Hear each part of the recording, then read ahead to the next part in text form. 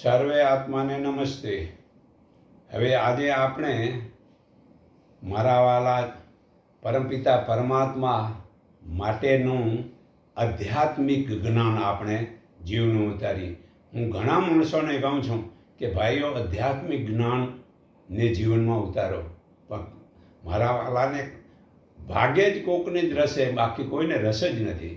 અરે આધ્યાત્મિક રસનું મૂળ લક્ષ્ય એ છે કે તેમાં ઈશ્વર નિરાકાર પરમ શક્તિ કે જેણે આ વિશ્વને સર્જન કર્યું છે અને તે વિશ્વનું સંચાલન કરે છે. સાંભળી લો, ભગવાનના 5 કામ ભગવાન જ કરે છે. ક્યાં કરે છે? એક આ જગતને બનાવવું, એક આ જગતને ટોટલ પાલન પોષણ કરવું એ ભગવાન જ કરે છે, અને ટોટલ બધાને મારવું એટલે સહાર કરવો એ જ કરે છે, ને બધાને જ્ઞાન આપવું એ જ આપે છે. પણ આપણે એના જ્ઞાન માગીએ જ નહીં તો પછી જ્ઞાન આપે ક્યાંથી? અને 5મું કામ કેવું કરે છે? બધાના સારા ખરાબ કર્મનું ફળ આપે છે. સારું કરશું તો મોક્ષ આપશે, અને ખરાબ કરશું તો નરક આપશે. તમે ગીતાજીના 16મા અધ્યાયના 21 શ્લોકમાં જુઓ કે કામ, ક્રોધ, લોભ એ નરકના દુઆ છે. તો એ બધું એ ભગવાન આપે છે. તો આ આધ્યાત્મિક વડે આપણે શું કરવાનું છે?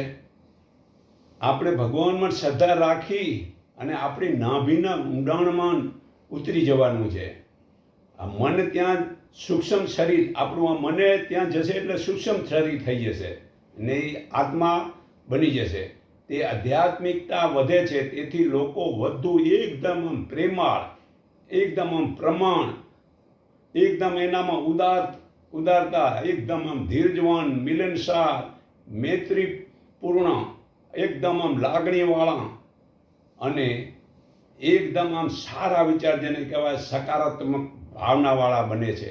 તેઓ જીવનમાં નિરાકાર પ્રભુનો સત્ય આનંદ, સુખોનો આઠે પોર આનંદ મતલબ કે લીધા રાખે છે.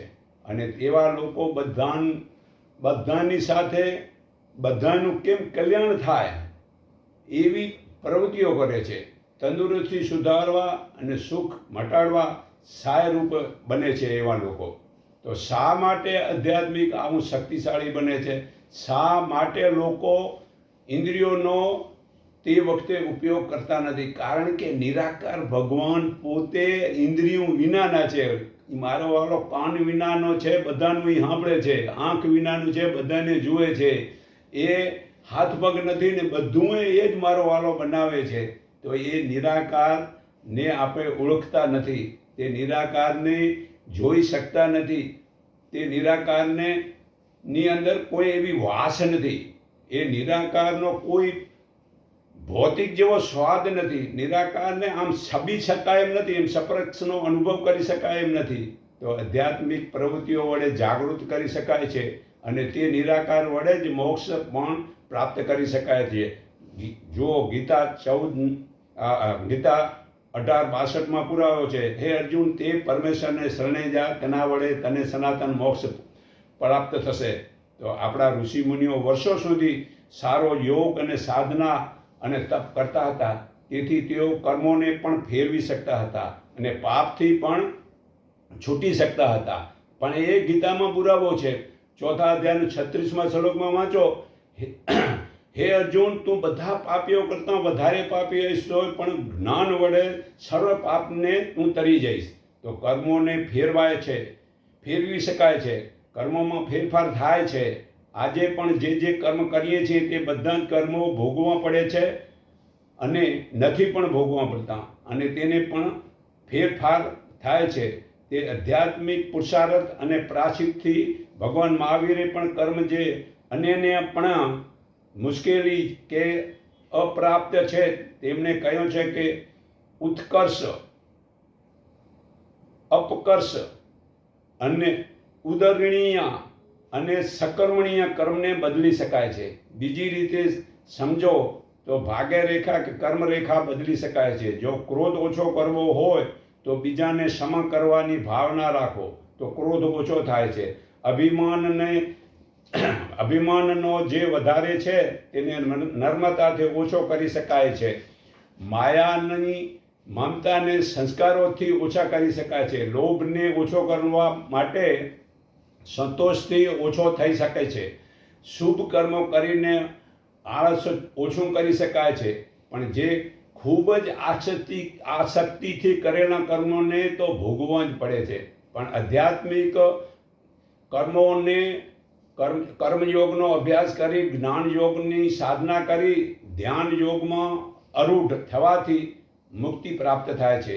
ગીતાના 5મા અધ્યાયનો 8-9માં એવો યોગયુક્ત તત્વજ્ઞાની મનુષ્ય જુએ, સાંભળે, સ્પર્શ કરે, સૂંઘે, ખાય, ચાલે, ઊંઘે કે શ્વાસ લે, બોલે, મળત્યાગ કરે, ગ્રહણ કરે, નેત્ર ઉગાડે તથા નીચે, પણ ઇન્દ્રિયોના વિષયમાં ઇન્દ્રિયો વર્તે છે એમ સમજી હું કાંઈ જ કરતો નથી એવું માને છે. આ રીતે માનવી બધા જ કર્મ ઈશ્વરને અર્પણ કરી આસક્તિ છોડીને કર્મ કરે છે. તેની જેમ કમળના પાનને પાણી સ્પર્શ કરતું નથી તેમ પાપો સ્પર્શતા નથી. ગીતા 5:10માં આ પુરાવો છે. ખરેખર તો વિપસ્સના સાધના આધ્યાત્મિકની ઊંચી સાધના છે. આ સાધના વડે સાધક પોતાની અંદર કામ કરતા નિસર્ગ નિયમોને, કુદરતના કાનૂનને, વિશ્વના વિધાનને, પ્રભુને સ્વાનુભૂતિથી સમજી વેર, ઈર્ષા અને મોહ બંધનમાંથી મુક્ત થતો આખરે પણ મુક્તિ સુધી પહોંચી શકે છે. તદ્દન બિનસંપ્રદાય તો આ જ્ઞાન છે. આમાં સંપ્રદાયની કોઈ જરૂર નથી. તો જ્ઞાન ભગવાનનું પ્રાપ્તિ માટે સંપ્રદાયની જરૂર નથી. સંપ્રદાયમાં પડે છે તે તો હિજડા જેવા છે. સંપ્રદાયમાં જાય છે. પાના નંબર 171માં મહાભારત સર્ગરોણી પર્વમાં પુરાવો છે. તો સંપ્રદાયને વારાવાલા છોડી દો. બાકી તો ચિત્ત શુદ્ધિની આ ધર્મગંગા છે. જન્મ મરણના ફેરામાંથી સંપૂર્ણ મુક્ત કરવાની અણમોલ સાધના વિધિ છે. શારીરિક અને માનસિક અનેક રોગ મન પર પડેલા છે. તે મન નિર્મળ થતાં અનેક રોગો આપોઆપ મટી જાય છે. આમ છતાં પોતાના રોગોને મટાડવા માટેનો આ લક્ષ્ય નથી, પણ મુખ્ય લક્ષ્ય તો સંપૂર્ણ વિકાર મુક્તિ અને ચિત્ત શુદ્ધિ હોવું જોઈએ. વિકારો ગીતામાં 13મા અધ્યાયના 7મામાં વાંચો. જે ઈચ્છા, વેર, સુખ, દુઃખ આ બધા મતલબ કે વિકારો છે. તો જે એ વિકારો છૂટે તો જ લૌકિક તેમજ પરલૌકિક પોતાના તેમજ બીજાના બંનેને લાભ સહજ પ્રાપ્ત થશે અને એ જગતમાં એકતા જળવાઈ રહેશે. આ સાધનાથી સંગત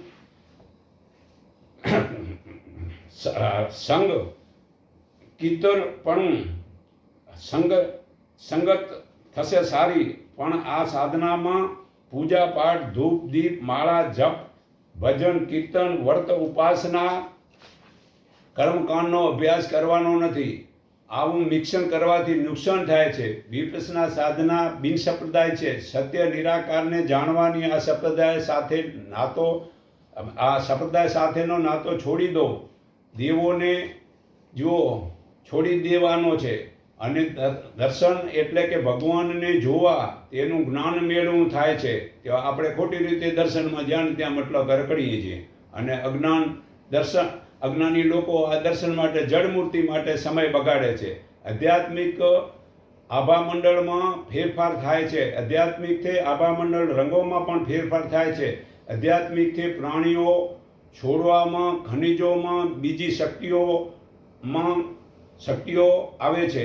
આધ્યાત્મિકથી આભામંડળ શક્તિ કવચનો વિસ્તાર વધારી શકાય છે. જેટલો વિસ્તાર વધે છે તેટલા વિસ્તારમાં હરણ, સિંહ, સર્પ, નોળિયો, કૂતરા, બિલાડા જેવા જન્મજાતિ જીવો એકબીજાના વેરને ભૂલી જાય છે. તો આધ્યાત્મિક યોગિક ચક્રોના જ્ઞાન વધે છે. હાલમાં સંન્યાસી માણસમાંથી જે શરીરની આસપાસ શક્તિ તરંગો 8 થી 10 ફૂટ મતલબ કે વિસ્તારેલું હોય છે. પણ જેમ આધ્યાત્મિક આભામંડળમાં શક્તિ વધશે ત્યારે વિસ્તાર એકદમ આમ વધતો જશે. તો આધ્યાત્મિક પ્રવૃત્તિથી આભામંડળ સબળ બને છે. આભામંડળના ગુણતત્વ જેટલા વધશે તેટલા પ્રમાણમાં બહારથી પરિબળોનું નુકસાન ઓછું થશે. વ્યક્તિની આસપાસ તે જેમ ફેલાય છે તેમ જીવદ્રવ્ય શરીર કહેવાય છે. આ જીવદ્રવ્ય સ્થૂળ શરીર બહાર 4 થી 5 ઇંચ જેટલું વિસ્તરેલું હોય છે, જે સૂક્ષ્મ શરીર છે. આમ આ સૂક્ષ્મ શરીર અને આભામંડળને સીધો સંબંધ છે. આધ્યાત્મિક વિચારથી આભામંડળ તેજસ્વી અને શક્તિશાળી બનવામાં ઘણા ઉપાયો છે. તેમાં ધ્યાન, તપ, શુભ ભાવો, વિચારો અને કેટલીક શારીરિક ક્રિયા વડે થાય છે. વળી એક ક્ષણે એક વિચાર આવે છે, બીજી ક્ષણે બીજો વિચાર આવે છે. આવું કેમ બને છે? આવું બનવાનું કારણ આપણી આસપાસમાં અબજો માણસોના વિચારો ફરે છે. તેમાંથી જે વિચારોના તરંગો ચક્રમાંથી જે વિચારોની રેન્જમાં આપણે આવીએ છીએ તે વિચારોમાં ફસાઈ જઈએ છીએ.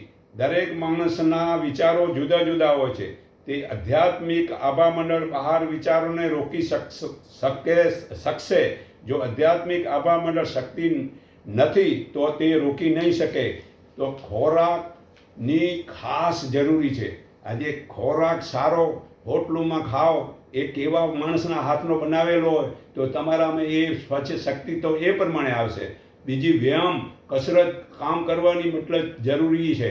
શુદ્ધ હવાની પણ જરૂરી છે. ને સારો આરામ રાતનો 10 વાગ્યાથી 4 વાગ્યા કરવાની મતલબ જરૂરી છે. ને માનસિક ટેન્શન છોડી દો અને દારૂ પીવાનું છોડી દો, કેફી પદાર્થ જે ચા વગેરે જે છે તે છોડી દો, ને ખોટા વિચાર છોડી દો. ને સારી તંદુરસ્તી રહેવાથી તમારે હલકું એકદમ આમ સારું વગેરેનું ખાવું જોઈએ. અને હોટલોનું ખાવાનું છોડી દો, કારણ કે ખોરાક બનાવવાવાળા જે વિચારોના પ્રમાણે આધ્યાત્મિકમાં નુકસાન થાય છે. આધ્યાત્મિક શક્તિ વધારવી, આત્મા સાથે થયેલા કર્મો વિશે માહિતી મેળવી શકાય છે. તો આધ્યાત્મિક વધારવું હોય તો આ સત્ય આચરણ કરો, આ જે ખોટા પાખંડ ન કરો અને સારું આચરણ કરો. અને નાની ઉંમરમાં પહેલું કામ કરો. એવું દુઃખ વેઠેલું હશે તો આ પૈસાનું કિંમત સમજાશે. આ બધું આધ્યાત્મિક વડે જાણી શકાય છે. તો આધ્યાત્મિકમાં જ આજે માણસને રસ નથી. અરે આધ્યાત્મિક વડે જ પિતા પરમાત્માની પ્રાપ્તિ થઈ શકે છે. હું ઘણાને કહું છું કે ભાઈ આધ્યાત્મિક સાંભળો, તો કે ના, અમને એ નથી સાંભળવું. અરે ભાઈ આધ્યાત્મિક નથી સાંભળવું, તમને સાંભળવું શું હે? તો મારા વાલા, હું તમને નમ્ર વિનંતીથી કહું છું કે આ આધ્યાત્મિક જીવનમાં ઉતારો. અને આ ખાલી મતલબ ભગવાન પહેરી અને ખોટા પાખંડિયા ભગવાનને, નકલી ભગવાનને મતલબ ઉજાવેરા મંદિર બનાવીને અને એની વાતો સાંભળીને બધા મતલબ કે જે છે ને સાવ ભૂલા પડ્યા છે. આ જગતના સર્જનારે સૃષ્ટિ બનાવી 1,96,8,53,117 વર્ષ થયા. અને આ હમણાં 100 અને 200 વર્ષમાં તો ભગવાનનો રાફડો ફાટ્યો છે. ને એ નકલી ભગવાનને પાછા મતલબ કે જે છે ને પીળા કપડાવાળા કે છે આ સાચા હે. અરે 100-200 વાળા કદી ભગવાનનો સૃષ્ટિ તો બની જ ગઈ એને 1,96,8,53,117 વર્ષ થયા. અને આ 100 અને 200 વાળા આપે ભગવાન માનવા માંડી ગયા છે. કેટલી મૂર્ખાઈની વાત છે. તો આધ્યાત્મિક વિચાર તમે આધ્યાત્મિક વાળા પાસેથી સાંભળો. તેમાં તમારું ને જગતનું કલ્યાણ થાય છે. આવા ખોટા ધુતારાઓને છોડી દો તો જ સત્ય થશે અને આ જગતમાં એકતા થશે. આ મારો મેઇન મકસદ જ છે. ભગવાન જગતના સર્જનાર એકને ઓળખો, એકને માનો ને એક થઈ રહ્યો. બસ આટલું કહી મારી વાણી વિરામ કરું.